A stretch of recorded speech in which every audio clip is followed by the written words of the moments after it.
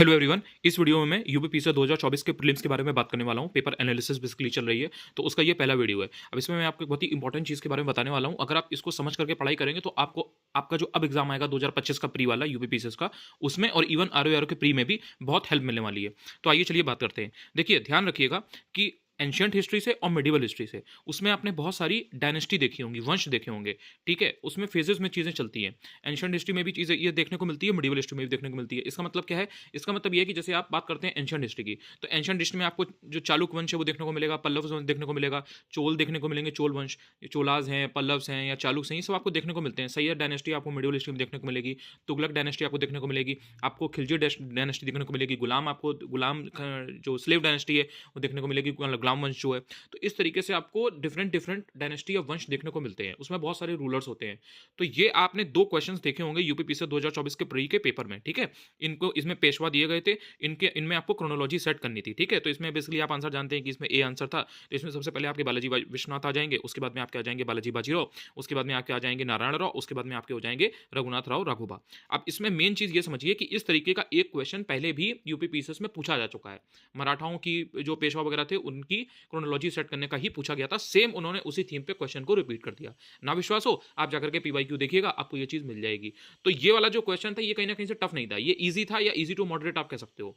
ठीक है, आपने अगर इसमें क्रोनोलॉजी वगैरह देख रखी है, आपको ये पता है बेसिकली कि कौन सा पेशवा पहले आया कौन सा बाद में आया, तो आप ये इजीली लगा ले जाते। एलिमिनेशन के थ्रू भी लगा सकते थे। अगर आपको इसमें से दो का भी पता है कि कौन पहले आया कौन बाद में आया, तो भी उसमें ऑप्शन ऐसे सेट था कि आप कर लेते।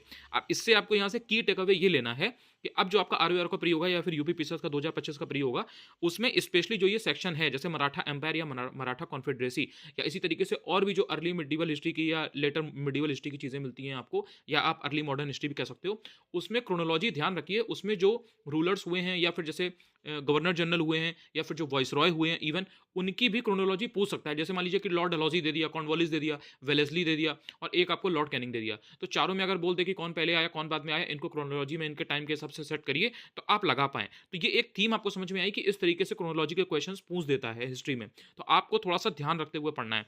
इसी तरीके का एक क्वेश्चन ये वाला आपने और देखा होगा। ठीक है, इसमें बंगाल के जो सेन शासक थे, तो सेन रूलर्स को इसमें क्रोनोलॉजी में सेट करना था, लगाना था। इसमें भी अगर आप ऑप्शन देखोगे तो इसमें हेमंत सेन हो गया, हेमंत सेन के बाद में आप देखते हो विजय सेन हो गया, उसके बाद में आप देखते हो बल्लाल सेन हो गया, उसके बाद में आपका लक्ष्मण सेन हो गया।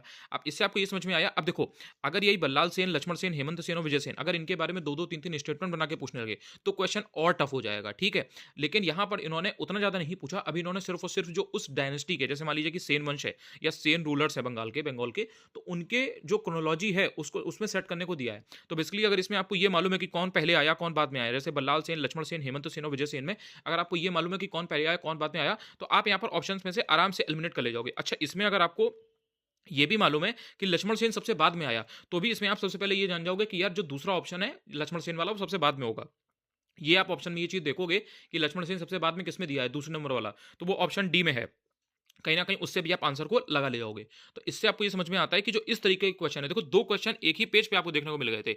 एक ही आपका ये मराठा के पेशवा वाला था और एक ही आपका सेन रूलर्स वाला था जो कि बंगाल के थे। तो इस तरीके के क्वेश्चंस को स्पेशली ध्यान देकर के पढ़िए, क्योंकि देखिए जो भी डायनेस्टी है उसमें इतने सारे रूलर्स होते हैं। स्पेशली अगर आप बात करते हो स्लेव डायनेस्टी की, गुलाम वंश वगैरह की, उसमें या इवन सल्तनत पीरियड में, इवन मुगल्स के टाइम पर इतने सारे रूलर्स हैं, इतनी सारी चीजें हैं, छोटे छोटे इतने सारे रूलर्स के टाइम पीरियड है कि अगर आप उनको याद करने चलेंगे तो आपको कंफ्यूजन बहुत होगा। तो सबसे जो बेसिक चीज है, सबसे जो एक ओवरऑल अंडरस्टैंडिंग की बात होती है, वो ये है कि कम से कम आपको रूलर्स के बारे में ये पता हो कि भाई कौन पहले आया कौन बाद में आया, और उनके बारे में दो दो तीन तीन मेन फैक्ट जो हैं उस रूलर्स के वो आपको मालूम हो। इतना भी अगर आपको मालूम है ना, तो इस टाइप के जो क्वेश्चंस आ रहे हैं उनको आप इजीली कर ले जाएंगे। तो इतना कम से कम आप सब आयोग एक्सपेक्ट कर रहा है कि आप इतना तो पढ़ करके आए ही, तो आप उनको डायरेक्टली ऐसे प्लेन छोड़ नहीं सकते। तो ध्यान रखिएगा, ये जो दो क्वेश्चन है इनसे आप ये हिंट ले सकते हो, बहुत इंपॉर्टेंट था ये।